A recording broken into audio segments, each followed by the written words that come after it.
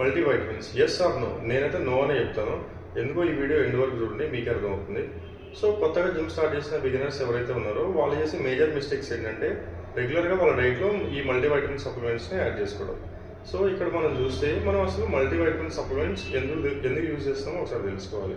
ఏమైనా డెఫిషియన్సీ ఉందని యూజ్ చేస్తామా, లేదంటే ఎవరైనా రికమెండ్ చేస్తారని యూజ్ చేస్తామా, లేదంటే ఒక హెల్దీ వైటమిన్ ప్రొఫైల్ మెయింటైన్ చేయడానికి యూజ్ చేస్తామా, అది ఒకసారి తెలుసుకోండి. ఎందుకంటే బయట మనకి మార్కెట్లో చాలానే మల్టీవైటమిన్ సప్లిమెంట్స్ దొరుకుతున్నాయి. వీటిని మన వాళ్ళు మల్టీవైటమిన్స్లా కాకుండా రెగ్యులర్గా చాక్లెట్స్లా యూజ్ చేస్తున్నారు. సో దీనివల్ల చాలానే సైడ్ ఎఫెక్ట్స్ వచ్చే ఛాన్సెస్ ఉన్నాయి.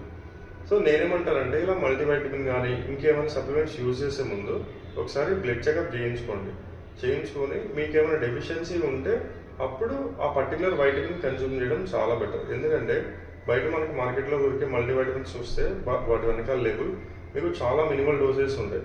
సో వాటితో మీ డెఫిషియన్సీ క్యూర్ అయ్యే ఛాన్సెస్ చాలా తక్కువ.